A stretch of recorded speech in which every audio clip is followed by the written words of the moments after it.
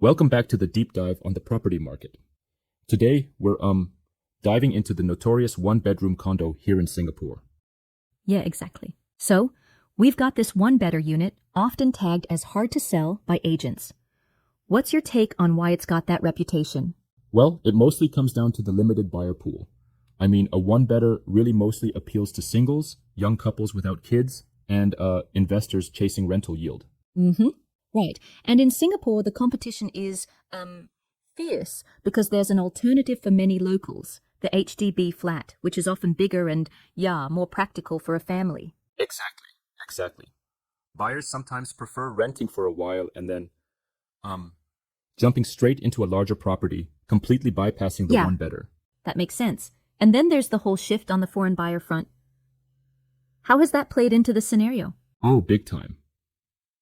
You see, for years, foreign buyers were a major boost for these small units, especially in the core central region. They loved them as lock-up and leave investments. But now, with the additional buyer stamp duty skyrocketing to about 60%, a lot of those overseas investors have backed off. So then the market is really left to depend on local demand? Absolutely. And locals generally prioritize size and proximity to good schools over a prime address if it means sacrificing space. Right. Interesting. I suppose that leads right to the price pressures and stiff competition within the private condos, doesn't it? Yes, indeed. Even amongst private condo offerings, two-bedroom units, especially in the outside central region, are selling much faster. And even a 1+ study layout gets a boost, since that extra room adds real appeal for young families or professionals working from home. Correct. So it seems like even a small tweak in design, like including an extra study, can expand the buyer pool quite a bit. Exactly. And let's talk about entry price for a moment. If you buy a one-bedder at, say, $1 million, you might need to sell it for around $1.1 million just to cover stamp duties, agent fees, and interest. Exactly. But what happens if someone else in the same building bought their unit for, significantly less? Then they could undercut your price and still make a profit, right? Right on. If a neighbor snagged theirs for $900,000, they have more wiggle room to undercut your price and still walk away with profit. It makes your sale True. even tougher. I wonder though, is it really fair to blame the market entirely on these purchase price differences? I mean, isn't that partially just a natural outcome of market fluctuations? Good point. It is, in a way, a natural market dynamic, but it sharply highlights how crucial timing and entry price are when investing in one-bed units. Exactly. So, with all these challenges in play, what's the blueprint for successfully selling one-bedders? The secret, if you will, lies in a multi-pronged strategy. Think precision marketing. It's all about professional photography, compelling descriptions that position the condo as either a lifestyle choice or That a makes solid sense. investment. Then there's the play with AI-powered home staging, right? Using digital tools to create photorealistic images so that buyers can really visualize the full potential of a small space. Right, indeed. It's like turning a modest space into a blank canvas that screams potential, and buyers get a feel for what the unit could become. Absolutely. And that's complemented by targeted outreach, isn't it? Actively calling up corporate relocation clients, single professionals, or yield-seeking investors makes a big difference. Absolutely. It's all about reaching the right niche groups and tailoring the pitch to them. And then, of course, you have pricing acumen, striking that delicate balance between market conditions, what the unit uniquely offers, and the urgency needed to prompt buyers. Interesting. So, it sounds like a recipe that involves a good mixture of art and science in marketing these units. Exactly. And it doesn't stop there. The mindset and persistence required are equally important. You really can't just list the property and hope for the best.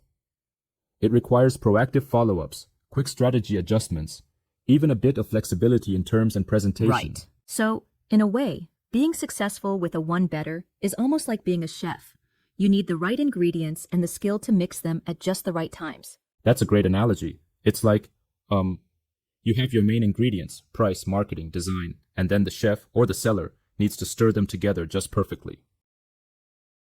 Exactly. Now, I know some might argue that even with all these advanced strategies, one-bedders are still inherently limited by their size. What's your take on that? I understand that critique. But while size is a fixed constraint, the way you present and price the property isn't. In many cases, the so-called limitations can be reframed as features. Think efficiency, lower maintenance, and, for certain buyers, a first stepping stone into property ownership. Yeah, that resonates. So it sounds like the key takeaway is, don't write off your one-bedder as doomed to fail. Instead, use the right strategy from the get-go. Absolutely.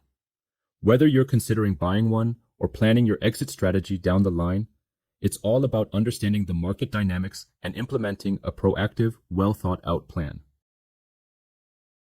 Exactly. I love how this discussion not only lays out the challenges, but also empowers owners with actionable strategies.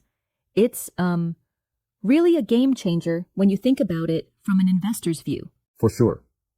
And let's not forget that even in a sluggish market, we have seen one-bedders in the core central region sell successfully. It's proof that with the right mix of marketing finesse and a keen understanding of buyer preferences, these units can definitely find their match. Right. It really drives home the point that there's no one-size-fits-all in property sales. Each unit has its own story, and it's all about how well you can tell it. Exactly. It's like curating a narrative that strikes a chord with your target audience. And with tools like AI staging and data-driven insights, the story can be even more compelling. Absolutely. So if someone owns a one-bed unit and is hesitant because of the so-called hard-to-sell reputation, what should they do? They should start by reassessing their entry price and the way they're positioning the property. Engage with agents who understand the niche market, leverage advanced marketing tools, and importantly, have a clear picture of who the next buyer might be. Right on. And for buyers, it sounds like planning an exit strategy from day one might be a smart move. Exactly. Whether you're spotting a potential buy or already in possession of a one-bedder, having a clear exit strategy and a well-defined target audience can make all the difference. Yes, indeed. All this really underscores the idea that what may seem like a disadvantage, a small unit, can be turned into an advantage with the right insights and strategy, right? Oh, absolutely. It's like transforming a challenge into an opportunity. The market might seem harsh, but with precision marketing, AI-powered home staging, targeted outreach, and smart pricing, the odds are in your favor. It's a dynamic and, innovative approach. And it definitely shifts the narrative from hard to sell to ready for a savvy strategy. Right. And that's the bottom line. Selling a one-bed unit isn't about luck. It's about leveraging every possible tool and insight in today's market. Absolutely. A solid conclusion. The property market keeps evolving, and so must our strategies for navigating it. Thanks for the engaging discussion today. Thank you. It's been an energetic dive into the challenges and opportunities of one-bed condos in Singapore. Until next time, keep strategizing smartly and turning challenges into opportunities.